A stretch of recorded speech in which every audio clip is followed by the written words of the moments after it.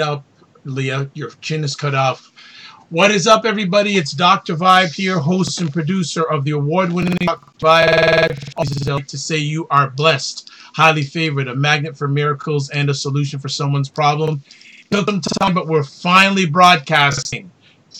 Amen. It took a minute, but Black Lady Magic is back and fired up. And we don't even have a chance to catch up on what they've been doing because we have a limited time because of technical challenges, but we'll save updates for our next epic conversation.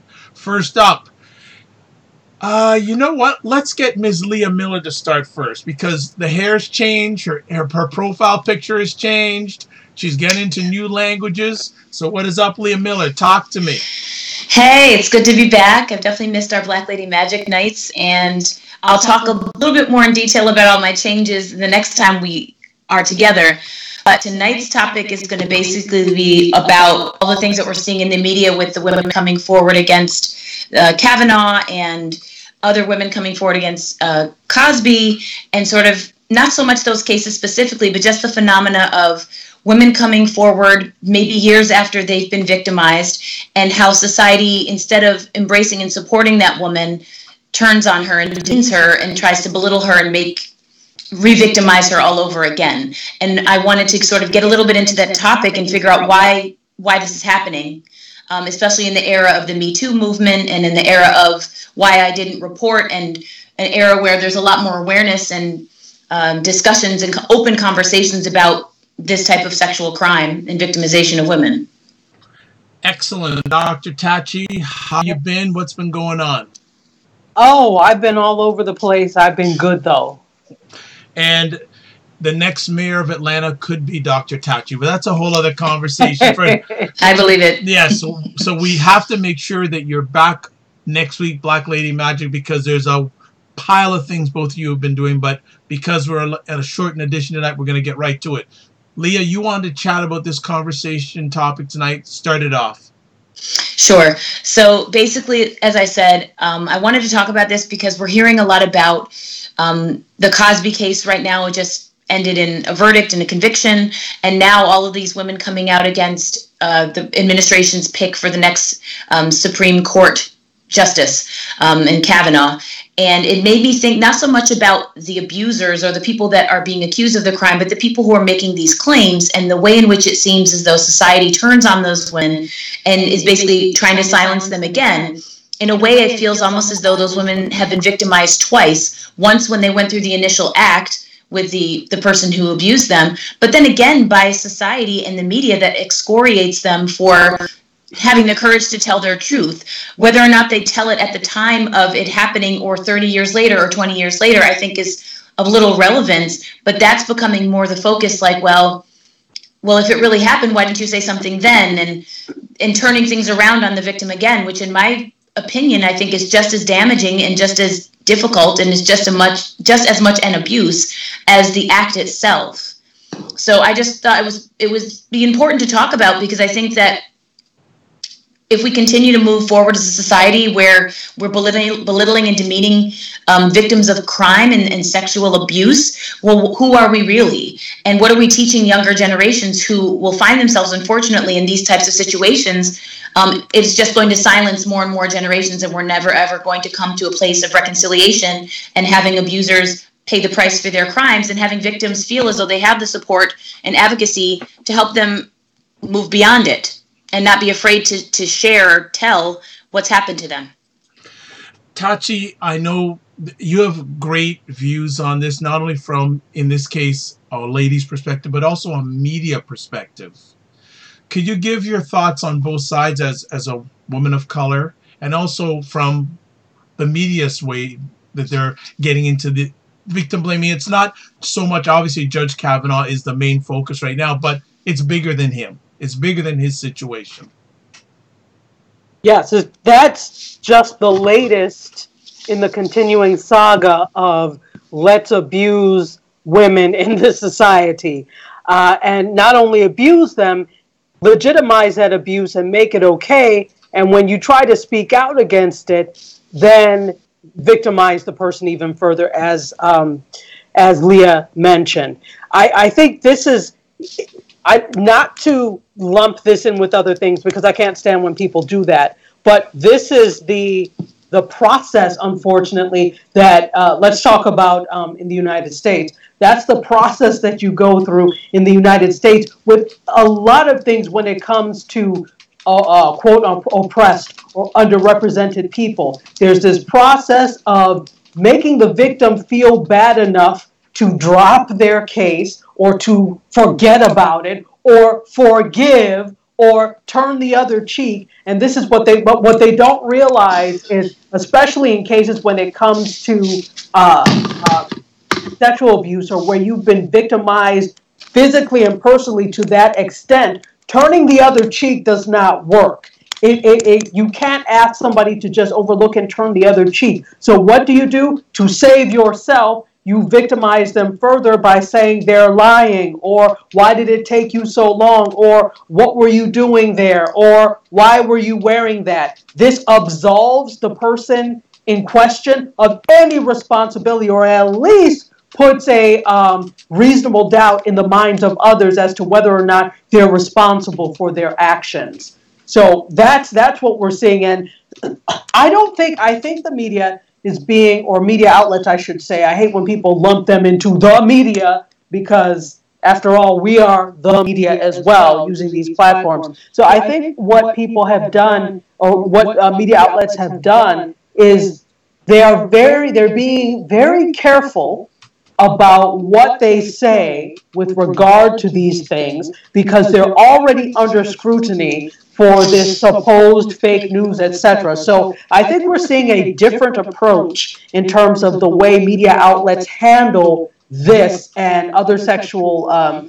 misconduct and abuse and harassment cases because they're under the gun, whether rightfully so or not, they are under the gun. So they're being very careful. So you don't see this, or at least I'm not noticing an extreme victim blaming by media outlets. We're seeing it by other people who utilize the media to victimize these women further.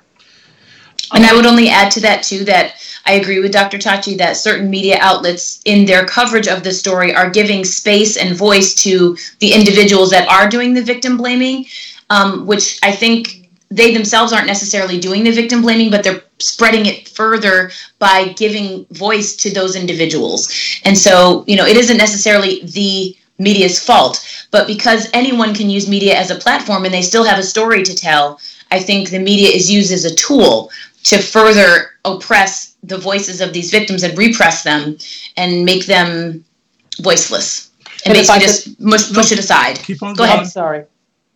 Dr. Vibe, I'm sorry. No, go ahead, Tachi, please. Okay. So I just wanted to also add that it's even harder in this day and age because while they may have a handle on traditional linear media like television and newspapers, magazines, etc., social media is like the Wild West. So anyone, even if you are a traditional news outlet, any one of these people, any one of the reporters, whatever, could irresponsibly get on Twitter and put their own. Now, most of them are not doing that, but then you have some from particular news outlets. I won't say what they are, but you can guess, who have a very particular way of looking at things. And so they will, this comes from the top down. We have somebody that happens to occupy 1600 Pennsylvania Avenue who says what the hell he likes on social media. Why would the rest of the country not follow suit? So we've started this whole age of say whatever the hell you like on social media and there'll be no repercussions. So even in these cases, you see that. So it's difficult to wrangle in social media. So that's the other thing I wanted to add. While the traditional linear media may have some level of handle and may suffer some repercussions from advertisers if you say the wrong thing, social media doesn't have that same beholdenness to the truth. So, but what about the premise of innocent until proven guilty? A lot of people will say that the media takes a stand, or society takes a stand, that once a person is accused, they're guilty. No, I think that is a good premise, and that is why I believe that there is such a thing as due process. And I do believe that's why if someone makes a claim and an accusation against you, there does need to be some evidence this crime or of the allegation that you're making. But at the same time, that doesn't negate what the person is saying. Sometimes you can't prove things. There is no physical evidence or something 30 years after the fact, but it doesn't negate that person's experience or that perception that they have or the abuse that they suffered. So I think in the public, the court of public opinion, sometimes you are going to be guilty before you're even tried in an actual court. But I still do think the burden of proof is on the person who's making the claim. However, if you have person after person after person, regardless of the time frame that has elapsed between whatever it is that occurred and when they're coming forward with what happened to them, I do think there's got to be some truth to that. I think that there's always going to be one person's perspective, the other person's perspective, and the truth will be somewhere in the middle. But I refuse to allow process and procedure to negate what people are saying and the larger importance of giving space and voice for victims to be able to acknowledge their truth, experience it, share it with others to sort of not only unburden themselves of what's happened, but also to prevent individuals from getting away with it again. And like I said, a lot of these cases that have been getting media attention are cases where there are multiple plaintiffs, multiple victims. And the two cases that we've already talked about are no exception to that. So I do think that, every abuser or alleged abuser should have their day in court. But I do think in sort of the court of public opinion, it is what it is. Perception is what is reality. So whether or not it's actually true and whether or not there's actual proof, the perception is there. So there's not much you can do to control that. Dr. Chetachi, anything you want to add on that? I 100% agree with Leah. There's not that much that I have to add. Unfortunately, the court of public opinion kind of trumps what happens in this innocent until proven guilty thing. Especially now, where this is coming forward. When there are just so many, as Leah said. There are so many cases of women coming out with the same thing. So how many hundreds of these women corroborated on a story okay, you're going to say this. It's impossible. I shouldn't say it's impossible. It's not probable.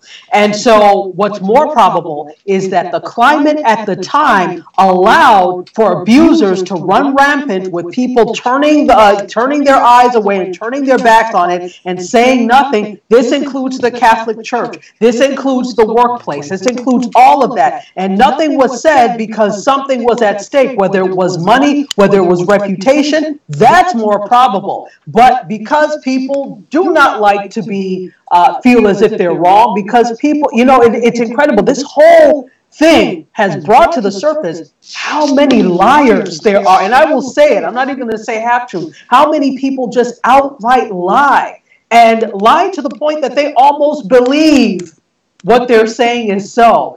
So it's really interesting. So that's all I would say in terms of that point. It's very interesting because due process versus public process. We have, let's look at the Cosby case. Here's this man, 81 years old, now spending 3 years in prison. And is it justified? According to what Leah has said on this conversation, because there have been so many accusers,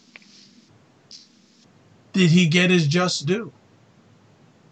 I feel like if a court found fit to convict him, then there was proof. They're not going to convict an innocent man, or in the best case scenario, an innocent person won't be convicted regardless of what someone says. They can't just convict someone based on he said, she said. Even if there is no smoking gun, and they do have enough, third party tangential evidence, they usually need more than that to go on. So my personal belief is that in the Cosby case specifically, if they were able to come up with a conviction, there was something there. All right. Before Dr. Chetachi has Leah, I need you to move over the same way you did in the past. So you're a little off. Okay, this way? Better. Yeah, that's better. Thank you. Thank you so much. Dr. Chetachi, what were your thoughts, I guess, from a media perspective on the way the Cosby trial was covered? That's a good question. I I don't feel one way or the other about the actual media coverage of it. I think that like everyone, the media was remiss in terms of covering things, because this is not the first.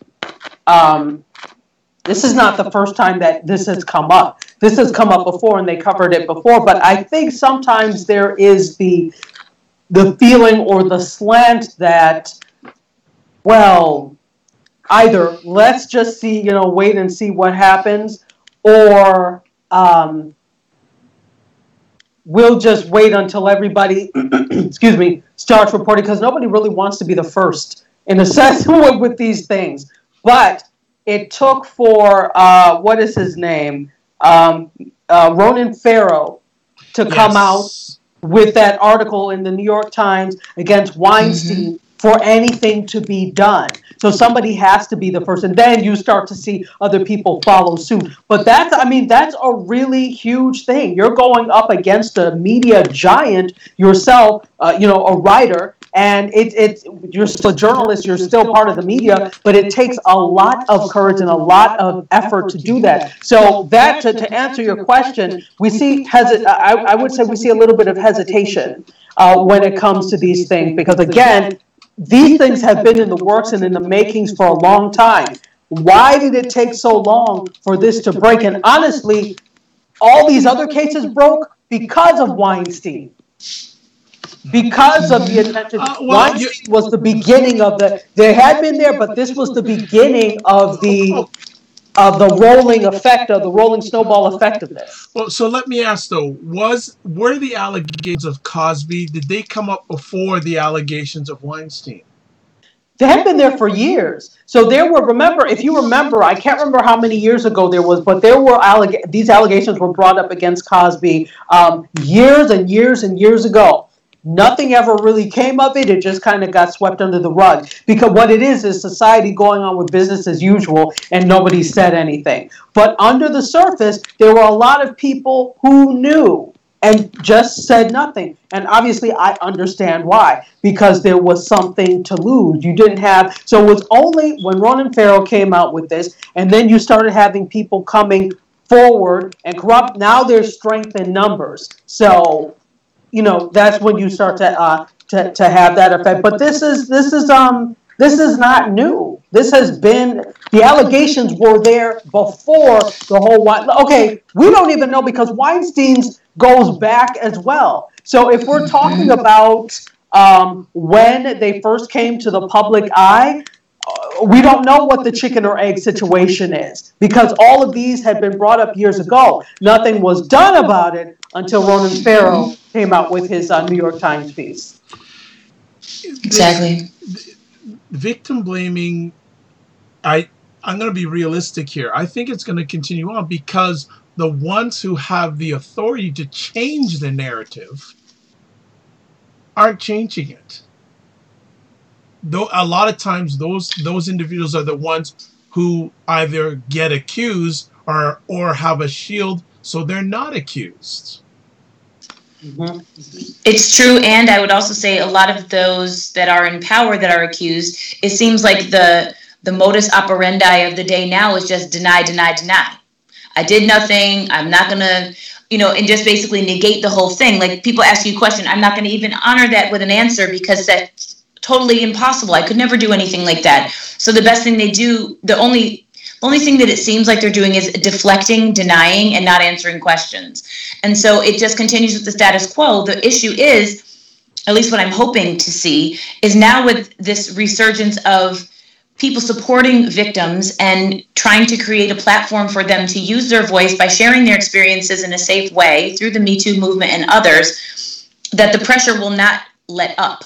What will happen is, if the people keep denying and saying, I didn't do anything, I'm not going to talk about it, I'm not going to, like Kavanaugh saying the other day, I'm not going to I'm still going to do this process, I'm not going anywhere kind of rhetoric, the pressure needs to remain high. What tends to happen, at least from my perspective, what I've observed, is that people have short-term memories. The news cycle is short. So as soon as the next hot thing or the next big crisis or the next whatever happens, people are going to lose interest, or their attention is going to shift to something else, and the pressure won't remain strong. And that's what a lot of these folks count on, so that once the attention is focused elsewhere, then they can just go forward with whatever they did and never be brought to task for what they've done. So what I'm hoping and what I believe is the only way that anything of significance will ever change is if people continue to hold their feet to the fire and push for those excuses and those sort of dodging sort of answers and behaviors to not be accepted, and to be like, no, you need to answer the question. You can't just say you did nothing and now we suddenly have to believe you, or just, let it go. So I feel like that's part of it. The other piece is actually through the judicial process, because you also see cases like with the Stanford swimmer, where the victim spoke up.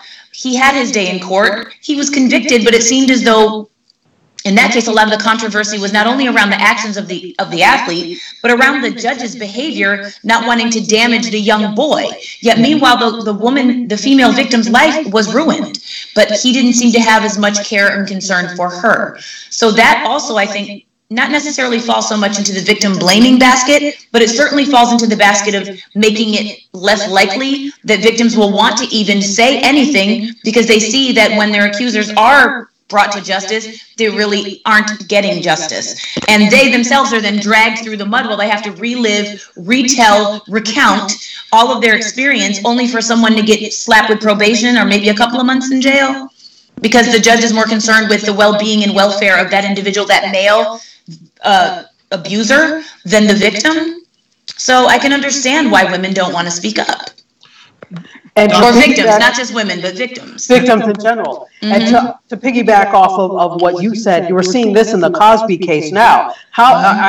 People were like, well, the man is 81 years old. I don't give a damn if he has one day left of life. You're going to spend that one day in jail. Just as you were saying, there's this whole concern for the perpetrator of the crime as opposed to the victim of the crime. So yeah, in a sense that it's victim, it is a victim blaming. So not direct, but indirect victim blaming. So like, oh, well, he has his whole life ahead of him, or he only has 2 days left, or she only has 2 days left. Well, you're going to spend your whole life or those 2 days in prison. And because of society's attitudes like that, that's the thing. It's always been preserving the male stance, preserving the male gaze, preserving the male ego. When it comes to that, that's what it's always been. So even if you put just something like Hillary Clinton was talking about when she got into law school, somebody behind her said they were trying to get into law school or something, sitting for the exam, and a male student behind her said, he said, well, why are you here? I really need to get in. Because I'm a male, I need to get in. So there's also this level of audacity, male audacity, I like to call it. Tell it.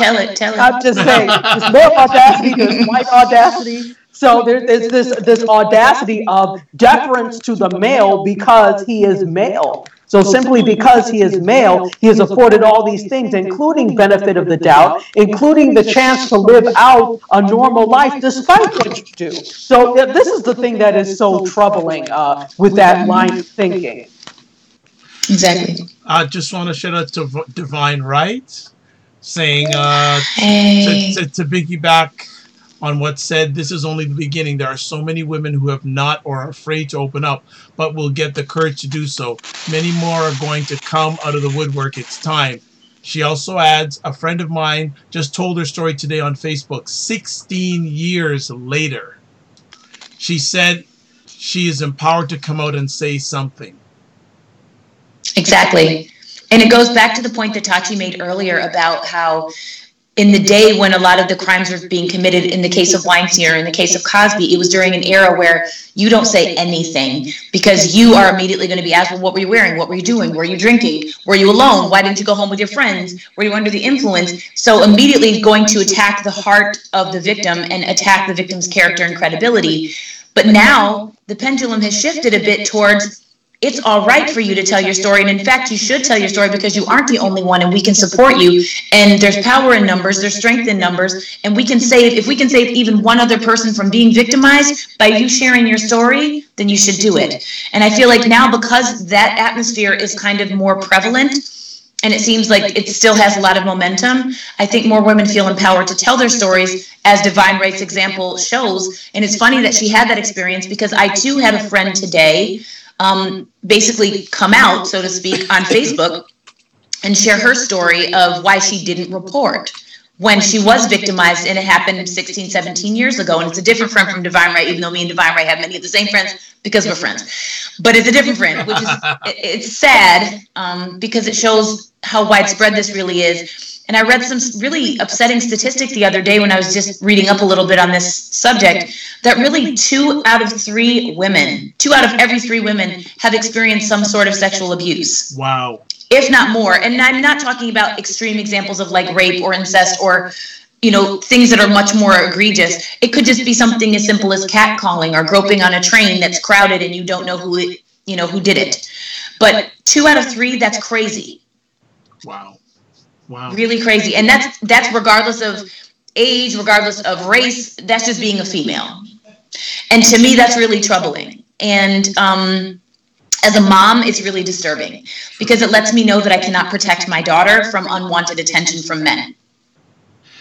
Well, that bothers me. Just want to shout out Melvin Lars is saying, "Good evening, ladies. Hope you're doing great." He's listening live via audio stream. So thank you, Melvin. Again, if you have any questions, comments, please share them, and Black Lady Magic will take care of them right quick. Yes, we will. I'm just thinking about, and it's so unfortunate because earlier this year, and I know you ladies may not know or keep aware of everything, prominent football coach, what's the guy's name now? I'm forgetting, for Ohio State, Urban Myers. Yeah. Long story short, he basically in a press conference said to the media that, you know, he didn't report or he didn't remember, you know, one of his assistants doing some wrong things towards his wife, to the point he got suspended for 3 games for covering this up. And it seems so much still that maybe society, maybe the judicial system cares more about keeping the status of the perpetrator rather than what's been afflicted on the victim. Yeah, that's exactly what the point that I was making when I talked about the Stanford case, where, you know, and unfortunately, I don't believe that that's an isolated case. I think that's just a case that we knew about because it was covered in the media, and because it created such a furor, where the judge was more concerned with the well-being of the perpetrator than he was of the victim, who basically was saying, you know, how can you care about the impact that him paying for his crimes will have on the rest of his life? I will be scarred by this experience for the rest of my life. And I'm not getting justice. And that, unfortunately, I think is a mentality that goes beyond that one judge in that one case. I mean, you just cited another one in the case of Ohio. And unfortunately, I think that is part of the problem. It's deep-seated, and that's why I thought of this topic as a societal issue, because it really is. And it is within both the judicial system and outside of it. And it's perpetuated through the way in which we raise our children, the things that we see, not just in the media, but in our own families, when we know, for instance, that cousin maybe had some negative experience, but they never told anybody. Or, you know, it just is perpetuated both, you know, in subconscious and conscious ways every day. And that's why I feel like even a start is to give voice to it, and for victims to feel like they do have a space that's safe and a platform so that they can share these stories. And so the abuse isn't necessarily normalized, but it's vocalized. Because if we can all sort of hear what is happening, then more of us can be upset about it, do something about it, and be the change we want to see. Because as you pointed out earlier, Dr. Vibe, it ain't happening by our leadership. They're not making the decisions. I don't see laws being made. I don't see legislation being passed. I don't see sentencing being more strict to make a point, to be a deterrent for that type of future behavior in others. So it's another one of those things where I think that it's going to have to start at the grassroots level. Dr. Tachi, I want to get your perspectives on something that makes me shake my head. I watched a brief clip from CNN earlier this week, and the reporter was asking a group of women about the Kavanaugh case and about the lady who's going to be testifying tomorrow. And basically they said, she's lying. And I'm going, whoa. I'm going, really? Like, you're not even giving a chance?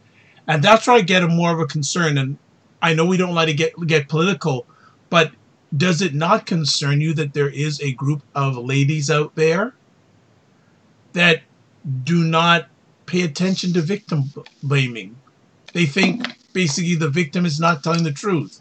Conviction before, and both sides of the case, but I would think if you're a lady, you take, maybe it's just me, maybe I'm out of touch, but why is there not more support or unity amongst women when it comes to victim blaming?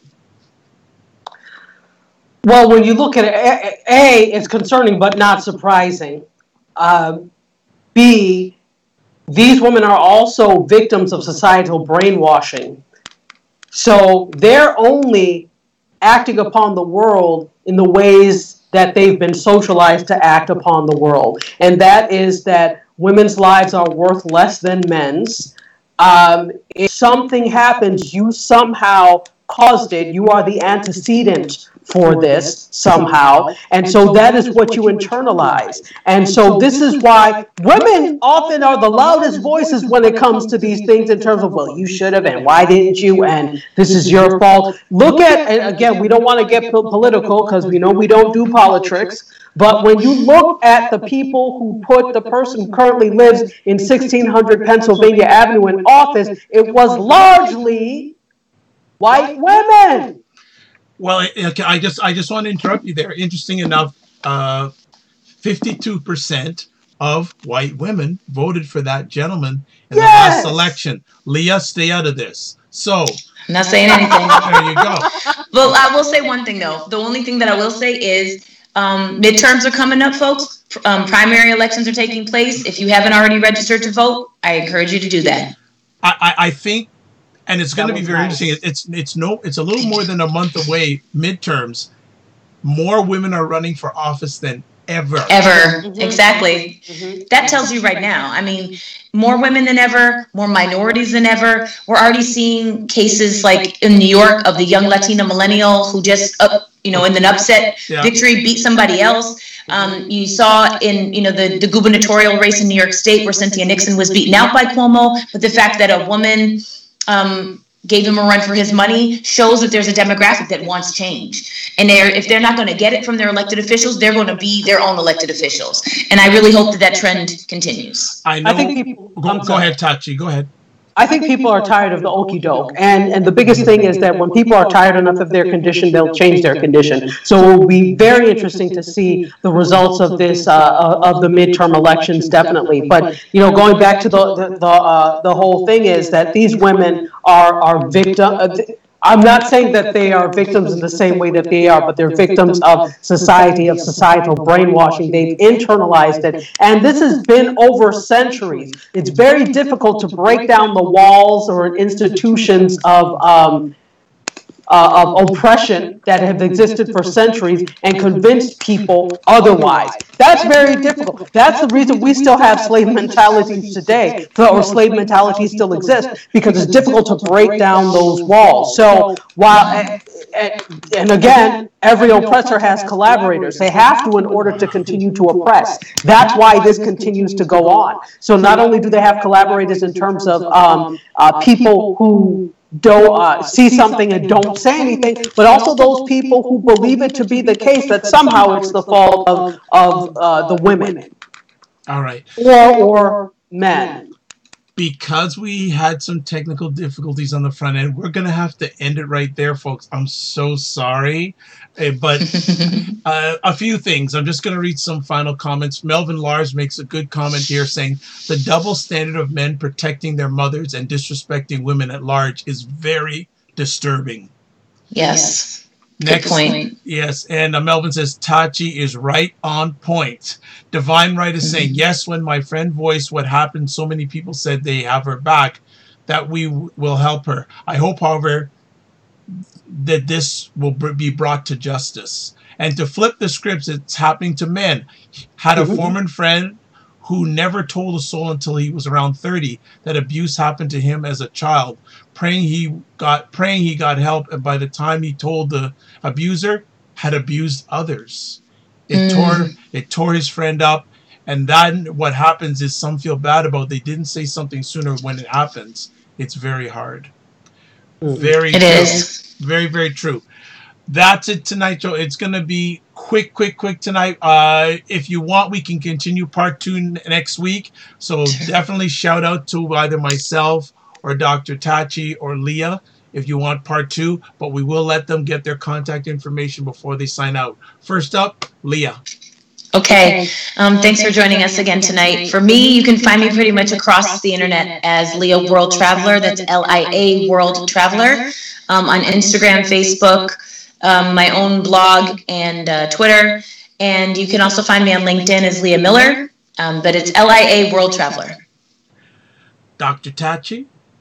I am at Tachiada, TACHIADA, on Twitter and Periscope. You can also find me on Instagram as Dr_Tachi. And I host a show on Wednesdays at 6 p.m. Eastern Time on Periscope and Facebook Live called Mediascope. We talk all about media, tech, and pop culture, so you can tune into that. And you can tune into the podcast that I do called TV Channeling with a good friend and co-host, Kevin Williams in LA. And that is at tvchanneling.com, also on Stitcher, iTunes, SoundCloud, Google Play, TuneIn Radio, and a bunch of other places. But easy, find us on tvchanneling.com. And was it Kevin's birthday recently? Yeah, Kevin's birthday was like last week, so yeah. Happy belated, Kevin. Yes, happy belated to him. I'm Dr. Vibe, host and producer of the award-winning Dr. Vibe show, the home of epic conversations and the place of epic conversations. If you want to watch replays of my YouTube conversations, you're at the place. If you want to listen to replays of my audio epic conversations, the drvibeshow.com, Apple Podcasts, Stitcher Radio, TuneIn Radio, Google Play Music, TuneIn Radio, selected audio replays at WJMS Radio out of New York City, and the Good Men Project, and Amazon Alexa. If you would like a complimentary empowerment session, touch base with me. Twitter at drvibeshow, email address dr.vibe at the drvibeshow.com, or go to my website, go to the top, click on Connect with Dr. Vibe or Contact Dr. Vibe. You'll be able to email me or send an audio message right there. If you are a business or entrepreneur and you would like to get some media promotion, I run a service called Getting Media Coverage, where I help businesses and entrepreneurs get media promotion so they can elevate their business, product, or service. I will be appearing November 17th and 18th as MC of the Men and Women's Conference on Masculinity. Guest speaker is Warren Farrell, talking about the boy crisis. Finally, live your life as a dream. If you can dream it, you can make it. Sometimes you have to get smaller to get stronger. And finally, block assumptions. Thanks to Divine Right. Thanks to Melvin Lars. Thanks to anyone else who's watching this live on the replay. And we'll be back for a longer period next week. Aim bigger, aim higher, aim wider, aim stronger. God bless, peace be well, keep the faith, and walk good. And Tachi's taking over Atlanta. Bye.